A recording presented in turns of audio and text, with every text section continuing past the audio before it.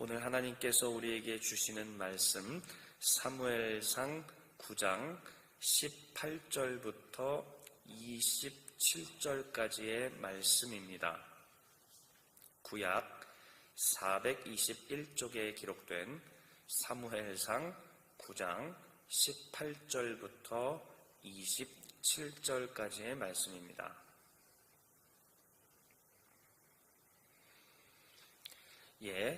우리 이제 저와 여러분이 한 절씩 교독하여 하나님의 말씀을 받들도록 하겠습니다.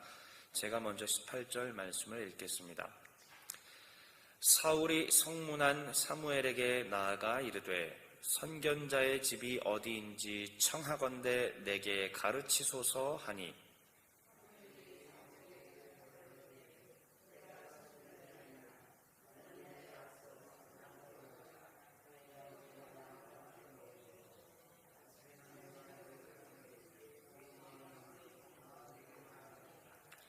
사흘 전의 일은 네 암나귀들을 염려하지 말라. 찾았느니라. 온 이스라엘이 사모하는 자가 누구냐? 너와 네 아버지의 온 집이 아니냐 하는지라.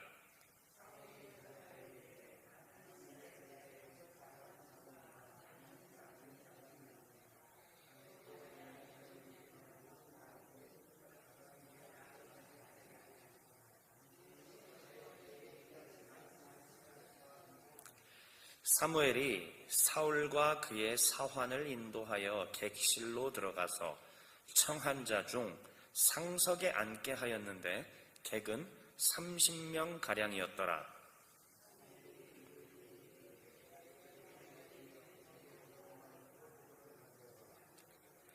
요리인이 널쩍다리와 그것에 붙은 것을 가져다가 사울 앞에 놓는지라. 사무엘이 이르되 보라, 이는 두었던 것이니 내 앞에 놓고 먹으라. 내가 백성을 청할 때부터 너를 위하여 이것을 두고 이 때를 기다리게 하였느니라. 그날에 사울이 사무엘과 함께 먹으니라.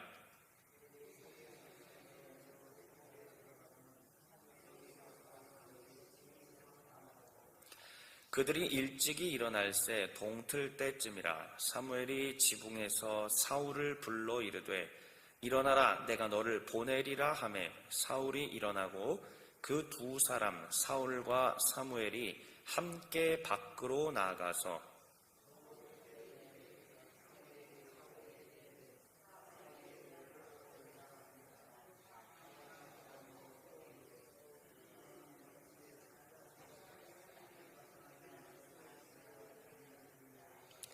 아멘.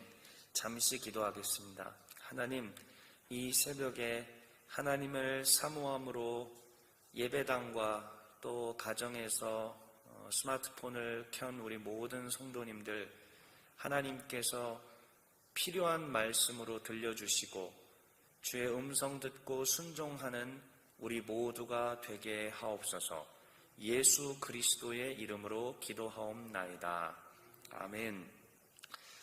오늘은 주3 큐티 본문, 오늘 제목은 사울을 특별하게 환대하는 사무엘, 이런 제목으로 오늘 묵상 시작하도록 하겠습니다. 8장에서 이스라엘 백성들이 왕을 달라고 요구하였습니다. 이들이 원했던 왕은 하나님이 생각하시는 왕이 아니고 이웃 나라들, 즉 무력이 강한 나라들, 강한 군사력을 갖고 지배하는 그러한 왕을 달라는 얘기입니다. 그러니까 이스라엘 백성들은 하나님이 원하시는 모습이 뭔지를 잘 몰라요. 그러니까 우리도 똑같이 다른 나라의 침략을 받을 걱정 안 하고 살 수 있는 강한 무력을 가진 그러한 왕을 좀 주시오라고 이들이 요구를 합니다.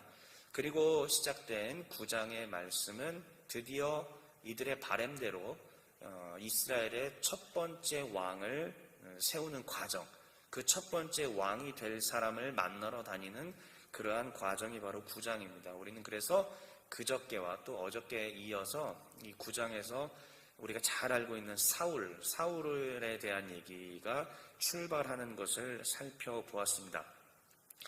잠깐만 복습을 해보자면요. 사울은 베냐민 지파 중에 기스라는 사람의 아들입니다. 작은 지파고 또 그렇게 힘이 크지는 않은 지파입니다. 그런데 이제 이 기스 집안의 암나기가 도망갔는지 어떻게 됐는지 하여튼 암나기를 잃어버렸습니다. 그래서 사울과 그의 종이 이것을 찾으러 다녀요. 한참 찾았습니다. 못 찾았어요. 그러니까는 사울이 에휴 우리 그냥 그만 가자 그렇게 얘기를 하는데 이때 갑자기 사울의 종이 이렇게 얘기를 하는 것이죠. 아이고 사울님 그러지 말고 요 근방에 하나님의 사람이 살고 있다는 소문이 있습니다. 하나님의 사람 한번 찾아가 보시지요. 무슨 기적이 일어날지 어떻게 알겠습니까? 이렇게 얘기를 하는 겁니다. 그런데 참 재미있는 것은 사울과 그의 종이 찾아올 것이라고 미리 하나님께서 이 하나님의 사람에게 말씀해 주셨어요. 이 하나님의 사람은 누구일까요? 사무엘입니다. 하나님께서 사무엘에게 미리 이 사실에 대해서 말씀해 주셨던 것이죠. 그리고 난 다음에 오늘 본문은 드디어 하나님의 사람인 사무엘과 이 사울이 드디어 처음으로 만나게 되는 그러한 장면입니다. 자, 그러면 오늘 본문에 대한 이야기들을 조금 더 알기 쉽게 이해하기 쉽게 제가 잠시 동안 이야기해 드리도록 하겠습니다. 드디어 이제 사울이 이 선견자인 사무엘을 찾아갑니다. 그런데 사울은 이 젊은이 사울은 사무엘이 어떻게 생겼는지 몰라요. 당연히 모릅니다. 그렇기 때문에 일단 아무나 붙잡고 얘기를 하는 겁니다. 근데 아무나 붙잡고 얘기한 바로 그 사람이 누구였느냐? 사무엘이었어요. 그래서 여보십시오. 요 선견자 집이 여기 있는 것 같아. 여기 있다고 내가 소문을 듣고 왔는데 대체 선견자가 누구십니까? 그러니까는 이제 사무엘이 아무래도 속으로 빙긋이 웃었겠죠. 아이고 하나님이 말씀한 자가 찾아왔구나. 내가 바로 선견자 올시다. 그렇게 얘기하니까는 사울과 아마 그 종은 깜짝 놀랐을 겁니다. 아이고 이분이 선견자이시구나. 그래서 깜짝 놀랐는데 그때 더 놀라운 것은 사무엘이 이렇게 얘기하죠. 같이 우리 저녁이나 드시러 가십시다. 이렇게 얘기해요. 아니 내가 누군 줄 알고 내가 여기 뭐하러 왔는 줄 알고 어떻게 알고 사무엘이 이 저녁을 먹으러 가자고 하니까는 아마 어리둥절했을 것입니다. 그런데 더 놀라운 것은 사무엘이 거기다 대고 확실히 선견자인가 봐요. 이렇게 얘기를 합니다. 그 암나기는 이미 찾았으니 걱정 마시오. 이렇게 얘기를 합니다. 깜짝 놀랐을 거예요. 아니 내가 암나기를 잃어버린 건 도대체 어떻게 알고 있어? 그런데 더 놀라운 것은 사무엘의 입에서 기절 초풍할 만한 말이 나왔다는 겁니다. 뭐냐? 사울을 똑바로 쳐다보고 이렇게 얘기를 해요. 온 이스라엘의 기대가 너 사울 그리고 네 집안에게 달려있다. 사울이 그냥 혼비백산해서 그게 무슨 말씀이십니까? 우리 베냐민 지파가 얼마나 작은지 몰라요? 베냐민 지파 중에서도 가장 별 볼 일 없고 초라한 집안이 우리 기스 집안인 거 모르십니까? 이렇게 얘기를 하는 거예요. 그런데 사무엘은 아랑곳하지 않습니다. 일단은 저녁 먹으러 갑시다. 이렇게 얘기를 합니다. 그리고 난 다음에 저녁 식사 자리에 갔습니다. 한 30여 명 사람들이 이미 거기 미리 어떻게 알았는지 다 준비가 되어 있습니다. 그런데 사무엘은 이 사울을 상석으로 데리고 가서 높은 자리에 딱 앉습니다. 그리고 난 다음에 진짜 귀한 손님, 높은 손님이 온 것처럼 옆에 요리사를 딱 불러서 내가 미리 말해놓은 거 있지? 그거 가지고 와. 딱 이렇게 얘기를 하는 겁니다. 도대체 이 사람이 올 줄 어떻게 알고 이 사울이라는 사람이 올 줄 어떻게 알고 미리 다 지시를 해놨습니다. 자, 그리고 갖고 왔습니다. 그랬더니 사울한테 이렇게 미리 준비한 것이니 드십시오. 이렇게 얘기를 합니다. 아마 자세한 얘기는 그 뒤에 기록이 되진 않았지만은 그 자리에서 실컷 먹고 이야기하고 그런 시간들을 가졌겠죠. 그렇게 해서 한바탕 저녁 식사가 이루어진 이후에 사무엘이 숙소로 데리고 갑니다. 그리고 사울과 그의 종과 사무엘이 한 방에서 함께 취침을 하게 됩니다. 그리고 다음 날이 됐어요. 사무엘이 아침 일찍 자고 있는 사울을 깨웁니다. 그러면서 이렇게 얘기하죠. 자, 일어나십시다. 이제 가셔야 될 거 아니요. 당신 부모가 또 걱정하고 있는데 가셔야 될 거 아니요. 내 저 동구밭까지 안내해 드릴 테니까 한번 같이 갑시다. 이렇게 얘기를 합니다. 그래, 이 동구밭까지 딱 왔는데 갑자기 사무엘이 이렇게 얘기하는 겁니다. 그런데 사울 양반, 그 잠시 종 좀 물려주시오. 내 긴히 할 얘기가 있어. 이렇게 얘기를 합니다. 그러니까 무슨 얘기지? 하면서 또 종을 물려요. 그리고 난 다음에 이렇게 얘기를 합니다. 내 하나님의 말씀을 당신에게 지금부터 전하겠소. 여기까지가 오늘의 본문에 기록된 내용입니다. 그리고 내일 이야기를 짧게만 슬쩍 말씀을 좀 드리면요. 미리 말씀드립니다. 하나님께서 그 자리에서 사무엘을 통하여서 사울에게 머리에 기름을 붓고 이제 왕이 될 것이라고 왕으로 세우는 그 장면까지 나옵니다. 그리고 이러쿵 저러쿵 이런 일들이 있을 텐데 그때 이런 일이 벌어지면은 하나님의 말씀이 응한 것으로 알고 있으면 됩니다. 이렇게 얘기하는 게 내일 본문의 이야기입니다. 자, 그렇다면 지금까지 짧게 설명드린 이 본문을 통해서 우리가 깊이 있게 하나님께서 주시는 음성들이 있습니다. 이것을 좀 우리가 듣고 배우는 시간을 갖고자 합니다. 자, 먼저는 어제 본문의 16절에 보면은 우리 하나님께서 사울을 세우시는 이유를 이렇게 밝히세요. 제가 좀 쉬운 말로 읽어드리겠습니다. 내일 이맘때 내가 베냐민 땅에서 한 사람을 너한테 보낼 것이다. 이게 사무엘에게 하시는 얘기죠. 너는 그 사람이 오면 그에게 기름을 부어라. 그리고 나의 백성 이스라엘을 위한 지도자로 세워라. 그가 내 백성을 블레셋 사람의 손에서 건져낼 것이다. 나의 백성이 겪는 고난을 내가 보았고 나의 백성이 살려달라고 울부짖는 소리를 내가 들었다라고 우리 하나님께서 사무엘에게 말씀하십니다. 자, 여기서 핵심이 무엇이죠? 하나님께서 백성들의 살려달라는 울부짖음, 곧 블레셋으로부터 괴로움받고 고통받던 그 소리를 내가 들었다라고 얘기를 하십니다. 자, 그런데 저는 이 부분을 또 묵상하고 보면서 한 장면이 퍼뜩 떠올랐습니다. 그 장면이 뭐였냐면 하나님께서 모세를 처음 이 불붙는 떨기나무에서 부르셨을 때 딱 그 장면이 떠오르더라고요. 자, 그러면은 그 출애굽기 장면을 제가 또 좀 쉬운 말로 여러분들한테 한번 말씀드려 볼 테니까는 이 사울을 부르실 때랑 한번 비교해 보십시오. 주님께서 다시 이렇게 말씀하십니다. 나는 이집트에 있는 나의 백성이 고통받는 것을 똑똑히 보았고 억압 때문에 괴로워서 부르짖는 소리를 난 들었다. 그러므로 나는 그들의 고난을 분명히 안다. 이제 내가 내려가서 이집트 사람의 손아귀에서 그들을 구하여 이 땅으로부터 저 아름답고 넓은 땅, 젖과 꿀이 흐르는 땅, 곧 가나안 사람과 헷 사람과 아모리 사람과 브리스 사람과 히위 사람과 여부수 사람이 사는 곳으로 내가 데려가려고 한다. 지금도 이스라엘 자손이 부르짖는 소리가 나에게 들린다. 이집트 사람이 그들을 학대하는 것도 보인다. 이제 나는 너를 바로에게 보내어 나의 백성 이스라엘 자손을 이집트에서 이끌어내게 하겠다. 너무나 비슷한 말입니다. 그러니까 오늘 본문은 마치 모세를 처음 부르셔서 이스라엘 백성을 애굽으로부터 건져내시는 그 장면, 바로 그 향기가 좀 나는 것 같아요. 자, 그런데 오늘 본문의 맨 마지막 27절은요, 이렇게 얘기하고 있습니다. 또 이르되 너는 이제 잠깐 서 있으라. 내가 하나님의 말씀을 네게 들려주리라. 아까부터 계속 반복되는 것이 뭐냐면은 들려주리라. 그리고 하나님은 들었다라고 말씀하시고요. 다시요. 이스라엘 백성의 울부짖음을 들었다고 말씀하시고요. 그 한참 앞서서 모세 당시 때에도 이스라엘 백성들의 울부짖음과 고통 소리를 들었다고 말씀하십니다. 그리고 난 다음에 오늘 본문의 마지막은 뭐라고 얘기하냐면 이제 하나님의 말씀을 사울에게 들려주리라라고 얘기를 하십니다. 하나님은 이스라엘 백성들의 목소리를 듣고 모세를 주셨고 하나님은 이스라엘 백성들의 목소리를 듣고 사울을 주셨습니다. 자, 그렇다면 하나님께서 이스라엘 백성들의 소리를 듣고 모세를 세웠다면 이 모세는 어떻게 해야 되냐면 또한 하나님의 소리를 듣고 순종해야 됩니다.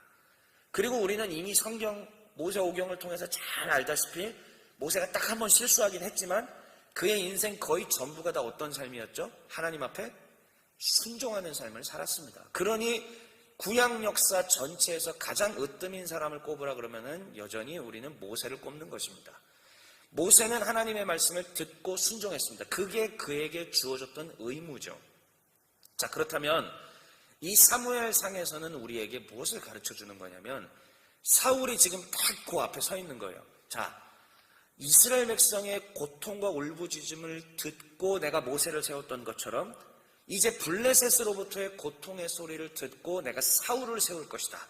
자, 모세는 순종의 삶을 평생 살았다. 그래서 이스라엘을 가나안 땅에 들어가게 했다. 그렇다면 사울, 너는 어떻게 해야 되느냐? 이것을 지금 얘기하는 것입니다. 사울은 어떻게 해야 될까요?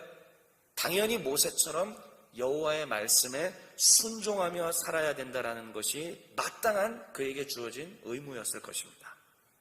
그런데 여러분 한번 잘 생각해 보세요. 우리가 사무엘상에서 우리 성도님들이 평생 신앙생활에 오면서 아마 암송하는 정말 유명한 구절이 하나 있어요. 아마도 이 구절은 대다수가 아마 암송을 할 것입니다. 잘은 몰라도 이 정도는 그래도 흥얼흥얼 할 정도는 됐을 겁니다. 무엇입니까? 순종이 뭐보다 낫다? 예, 다 나오시잖아요. 순종이 제사보다 낫고 듣는 것이 순양의 기름보다 낫다라는 것은 사무엘상 15장 22절에 우리가 다 알고 있는 정말 유명한 구절이에요. 그러니까 여기서 중요하게 얘기하고 있는 것은 무엇이냐면 듣는 거예요. 아까부터 계속 듣는 거. 이 사무엘상은 사울의 이야기를 통해서 우리에게 계속 강조해 주는 게 뭐냐면 듣는 거 얘기하는 거예요. 듣는 거. 이스라엘 백성의 목소리를 들어주신 하나님인데 지도자로 세운 사울은 안 들었어요. 미리 얘기하는 겁니다. 이제 저 한참 뒤에 15장 때에 가서 나올 얘기인데 사울은 안 들었어요. 들어야 되는데 모세처럼 듣고 순종해서 이스라엘을 구원하라는 게 사울에게 주어진 임무였는데 듣지를 않아요. 그러니 구원을 할 수 있겠습니까? 못합니다. 자, 그렇다면 이제 이것을 우리에게 좀 적용해 보겠습니다. 우리도 또 왕 혹은 지도자 혹은 교회에서 섬기는 자 아니면 회사에서 높은 자리에 올라갈 수 있습니다. 승진했습니다. 팀장 자리, 과장 자리, 부장, 사장 올라갈 수 있어요. 교회에서는요, 이제 직분을 받기 시작합니다. 집사 직분 받고 서리 집사 됐다가 안수 집사 되고 또 우리 여자 성도님들 같은 경우는 권사님들 되시고 또 장로님 되시고. 자, 그런데 이렇게 높은 자리에 올라가면 올라갈수록 하나님께서 우리에게 가르쳐 주시는 삶의 지혜는 무엇이냐면 듣는 사람이 되라는 얘기예요. 자리가 높은데 올라가면 올라갈수록 듣는 사람이 돼야 공동체에 평안함이 있다는 것이 우리 하나님께서 가르쳐 주시는 말씀입니다. 듣지 않는 사람들이 공동체의 높은 곳으로 올라가면요, 무소불위의 권위를 가지고 자기 뜻대로 행사를 하게 됩니다. 남의 얘기를 들어주지도 않습니다. 하나님 얘기도 듣지 않습니다. 원하는 대로 합니다. 그러면 시끄러워지는 겁니다. 자, 그렇다면 중요한 것은 단순히 남의 얘기를 잘 들어주는 게 아닙니다. 오늘 성경은 우리에게 분명히 가르쳐주는 것들이 있는데요. 사무엘상은 우리는 무엇을 들어야 되는가라고 했을 때 사울의 실수가 이미 우리에게 정답을 주게 됩니다. 15장 19절에서는 이렇게 얘기하고 있습니다. 어찌하여 왕이 여호와의 목소리를 청종하지 아니하고 안 들었다는 얘기입니다. 잘 아시다시피 사울은 여호와의 명령을 어겼습니다.